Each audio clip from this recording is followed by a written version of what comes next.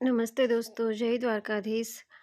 Friends, यहाँ पे मैं बस देखिए यहाँ पे ना दूध गरम कर रही हूँ और ये 5 या 7 लीटर दूध था जो कि मैं खीर बनाने के लिए कर रही थी। तो ये चावल धुले हुए हैं, मैं धो चुकी थी इसको। और यहाँ पे ना खीर के लिए ड्राई फ्रूट्स कट रहा है। तो यहाँ पे ना सत्यनारायण की पूजा कथा चल रही है। तो चलिए मैं ना आपको पंडित जी के मुख से ही थोड़ी सी कथा सुना रही हूँ। पंडित जी शंख बजा रहे हैं वो सब।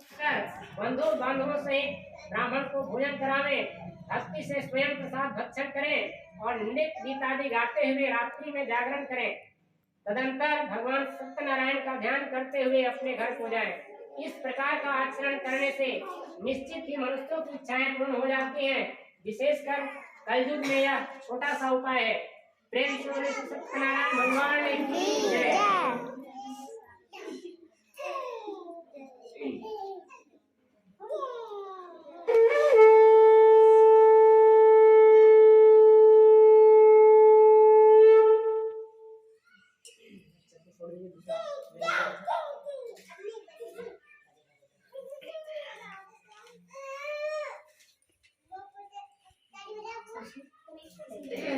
आंटी का उस कथा को मैं कहता हूँ। काशीपुरी नामक सुंदर नगर में एक अत्यंत निर्धन ब्राह्मण रहता था। वह ब्राह्मण क्षुधा और तृष्णा से व्याकुल होकर के नित्य ही पृथ्वी के ऊपर विचरता था। ब्राह्मणों से अधिक स्नेह करने वाले भगवान उस विप्र को दुखी देख करके वेद ब्राह्मण का रूप धारण कर आदर पूर्वक कहे कि हे ब्राह्मण, तुम भूमि के ऊपर अत्यंत दुखित हो क्यों भटकते हो? हे द्विजोत्तम, मैं उसका सारा कारण सुनना चाहता हूँ, तो कहो।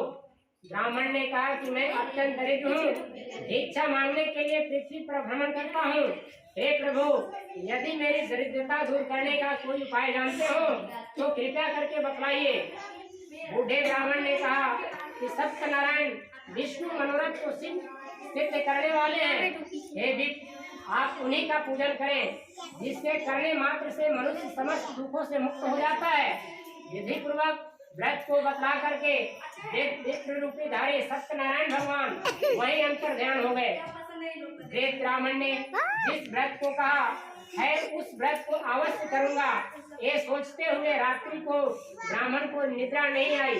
प्रातः काल फिर उठ करके वह ब्राह्मण सत्यनारायण का व्रत करने को संकल्प करके भिक्षा मांगने के लिए चल पड़ा।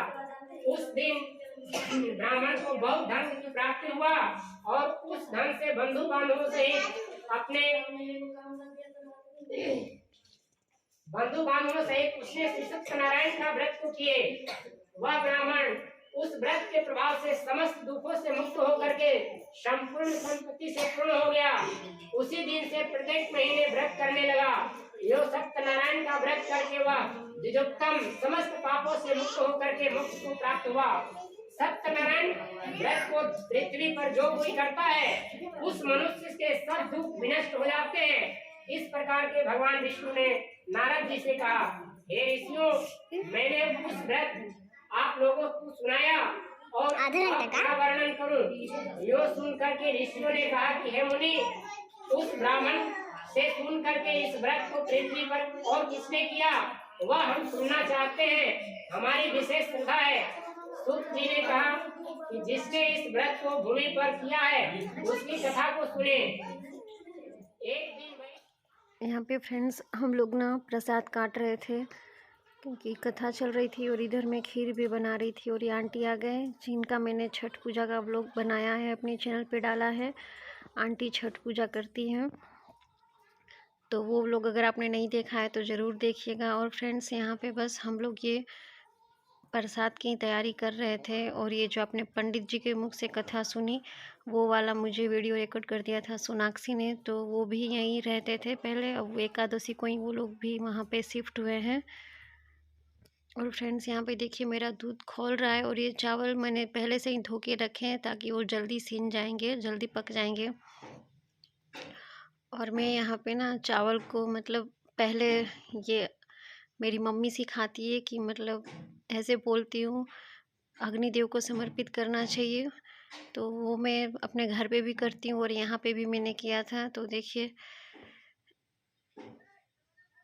बस ये मैंने दूध में ये चावल डाल दिए। और फ्रेंड्स, ये ना एक ही मतलब भगोने में बहुत सारा दूध था और इसको गर्म करने में भी बहुत टाइम लगा। जैसे गांव में ना ऐसा हम लोग चूल्हे पे मतलब चढ़ाए ना तो जल्दी हो, लेकिन यहाँ पे जैसे एक तो नया घर था तो मतलब पंडित जी पूजा शुरू किए थे। उसके बाद जैसे काव्या ने, उनका घर था, उनका गैस था, तो पहले उन्होंने बस पूजा कर ली थी। उसके बाद मैं खीर बना रही थी, वो पूजा पे बैठी थी। लेकिन यहाँ पे मुझे ना एक और पतीले की ज़रूरत लग रही थी ताकि मैं ना उस पे दूध आधा कर देती और जल्दी दूध खोलता ना तो खीर भी जल्दी बनती। लेकिन ये मतलब एक ही में था। और अभी मैं चावल डाल के इसको वापस ढक चुकी थी और यहाँ प्रसाद काट रहे थे। और बस हम ये लोग ना यहाँ बात कर रहे थे क्योंकि इसमें ना मैंने काटा तो ये ऑरेंज ऑरेंज निकल रहा था। गाजर में तो नहीं पता चला, लेकिन मुझे अमरूद में पता चल रहा था। तो मतलब हम देख रहे थे चाकू में वही क्या है, तो ये ना ऑरेंज पेंट लगा था। तो हम लोग ऐसे ही बातें कर रहे थे, हंस रहे थे। और ये मेवे खीर में डालने के लिए, तो फ्रेंड्स मैं पर्सनली बहुत ज़्यादा ही खुश रहती हूँ जब भी मुझे ऐसे बाहर जाना होता है ना तो। और ये देखिए चीनी डाल दी। बस अब मैं 10 मिनट और मेरी खीर को पकाऊंगी चीनी डालने के बाद। तो मैं अक्सर यूट्यूब पे अपनी रेसिपी डालती रहती हूँ, तो यहाँ पे भी। तो फ्रेंड्स ऑलमोस्ट ये खीर बस अब रेडी थी, इसमें मेवे भी डाल दिए थे। और अब मैं गैस बंद कर दूंगी। लेकिन मैं बस आपको एक आइडिया देना चाहती हूँ कि अगर इतने सारे लोगों की खीर बनानी, यहाँ पे ना देखिए ये आशीर्वाद ले रहे हैं राजदीप, काव्या, और यही मतलब यही लोग हमारे पहले पड़ोसी थे, बस हमारे सामने रहते थे, लेकिन अब ना यहाँ पे शिफ्ट हो रहे हैं। और यहाँ पे देखिए अब पंचामृत मतलब सबको बट रहा है। पहले पंचामृत देंगे तो ये प्रसाद बांटना शुरू हो गया है फ्रेंड्स। तो हाँ, मैं बोल रही थी कि अगर मतलब ढेर सारी हमें खीर बनानी हो ना तो जैसे हम इतना सारा दूध एक साथ एक ही बर्तन में करें ना तो टाइम ज़्यादा लगता है। अगर वही मतलब आधा आधा कर देते ना तो जल्दी हो जाता है। लेकिन ऐसा होता है ना, प्रसाद बनाना है तो बर्तन भी कोरे नए, तो ये नए ही बर्तन थे, तो मतलब बाल्टी भी नहीं थी, तो उतना सामान जुटाना भी मुश्किल होता है। मतलब नया नया कुछ भी हो, तो अभी घर नया था यहाँ पे। तो काव्या राजदीप ने मतलब पहले ही कहा था कि आप सब मतलब देख लीजिएगा प्रसाद वगैरह का, तो वही हम लोग यहाँ पे देख रहे थे। और यहाँ पे सब लोग बस प्रसाद ले रहे थे, प्रसाद बांटा जा रहा था। तो मतलब कभी कभी जब मिलना होता है ना सबसे तो बहुत ज़्यादा ही अच्छा लगता है। और मैं पर्सनली बहुत खुश रहती हूँ क्योंकि अक्सर तो मैं बहुत ज़्यादातर घर में ही रहती हूँ। बहुत कम ऐसा मौका मिलता है बाहर जाने का, और जब मुझे मिलता है ना तो मैं बहुत ज़्यादा ही खुश रहती हूँ। सबसे मिलना जुलना ये मुझे अच्छा लगता है। मतलब हम लाइफ में फिर यहाँ से भी वैसे बहुत सारे लोग हैं जो यहाँ से चले जाएंगे, कोई नए लोग आते हैं। ये आंटी जो स्वस्तिक बना रही है ना, तो वो भी अब बोल रही थी उनका भी मतलब ट्रांसफ़र हो गया अहमदाबाद, तो वो भी चले जाएंगे। तो ऐसे ही होता है। तो मैं ये वीडियो बस इसीलिए बना के रख दूँगी, मेरे यूट्यूब पे हमेशा के लिए सेव रहेगा। जब मेरा मन होगा, कोई और देखे ना देखे, कम से कम मैं तो ज़रूर देखूँगी, क्योंकि अच्छा लगता है। बहुत सारी मतलब यादें रहती है और हमारे जान पहचान वाले रहते हैं। तो मैं पहले तो जैसे यूट्यूब के बारे में ना मैंने जब स्टार्ट किया ना तो बस 1 हफ़्ता सबको बताया, लेकिन बाद में मैं किसी को नहीं बताती थी। तो मतलब जो एकादशी वाली जो सत्यनारायण की कथा थी ना उसमें भी मुझे नए सब्सक्राइबर मिले। मतलब वो मेरी फ्रेंड्स बहुत आसानी से उन्होंने बात की कि उसमें क्या हुआ, मतलब तुम बताती क्यों नहीं? तो मैं बोली कि मुझे मतलब डर लगता है, सब लोग मजाक भी उड़ाते हैं पीठ पीछे। मतलब सामने तो हाँ बोल देंगे, लेकिन पीछे से ना आपका मजाक उड़ाएंगे। तो वो बोली उसमें कुछ नहीं है, उड़ाने दो जिसको उड़ाना है, मतलब कोशिश करो। तो मैं बोली अभी तो कुछ नहीं हो रहा है। तो वो बोलती थी कि 1-2 साल में हो ही जाता है, सबके साथ टाइम लगता है। तो मतलब मुझे अच्छा लगा था उनसे बात करके। और वो इस वाली कथा में भी आई थी, तो यहाँ पे भी मुझे नई सब्सक्राइबर मिली, जबकि वो तो हमारे कॉलोनी में ही रहते थे। लेकिन फिर मैंने किसी को मतलब बोलना बंद कर दिया था कि मेरी चैनल है, मैं नहीं बोलती थी। मैं मतलब सोचती थी ऐसे ही जिसको पता चले, लेकिन उन्होंने मुझे सामने से ही बोला था, तो मतलब मेरी सब्सक्राइबर ने ही उनको बताया था। तो अच्छा लगा, चलिए उन्होंने बताया तो मेरे 2-3 सब्सक्राइबर और बढ़ गए थे फ्रेंड्स। और यहाँ पे ना फ्रेंड्स वीडियो अंत तक ज़रूर देखिएगा। ये बच्चे बाहर खेल रहे हैं क्योंकि आगे हम लोग जो मतलब भजन भी करने वाले हैं ना, वो आंटी की ना फरवरी में 50वीं ना मतलब एनिवर्सरी है, शादी की सालगिरह है, और गोल्डन जुबली वो लोग मनाने वाले हैं। मतलब वो आंटी पिछली बार वसंत पंचमी में थी ना, तो बहुत भजन गाती थी, तो बहुत अच्छा लगता है भजन कीर्तन, और मुझे तो बचपन से ही सत्संग बहुत अच्छा लगता था। तो आगे ना फ्रेंड्स आप मेरे वीडियो में देखिएगा, जो आंटी मतलब ब्लैक साल में है ना, चेयर पे बैठी है, उन्हीं की गोल्डन जुबली है फ्रेंड्स। और सरस्वती पूजा में भी पिछले साल बहुत सारे मतलब भजन गाए थे उन्होंने, तो अच्छा लगता है।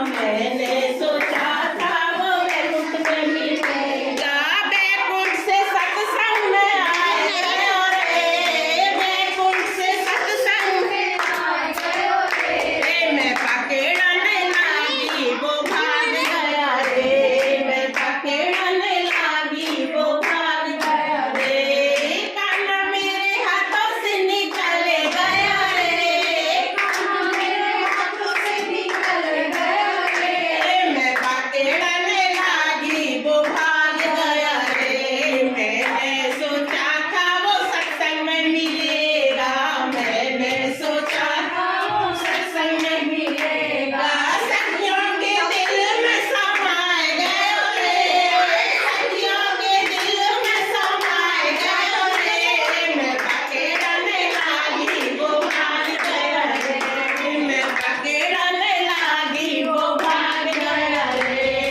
कान्हा मेरे हाथों से निकल गया रे, कान्हा मेरे हाथों से निकल गया रे, मैं पकड़ने लागी वो भाग गया रे, मैं पकड़ने लागी वो भाग गया रे। अब उनके दिल में समा जाए तो क्या बात है, समा जाए तो बात ही क्या है, वो नहीं समाता तो सब दुनिया में घूमता है।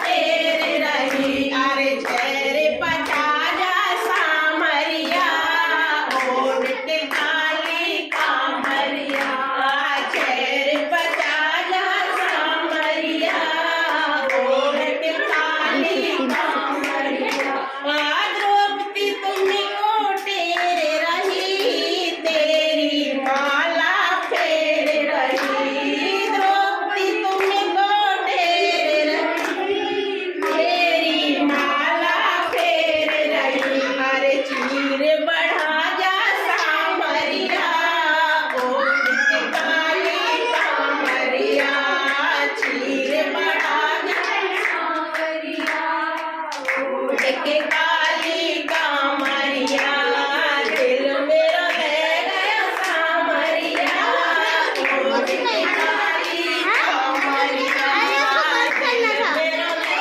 गया।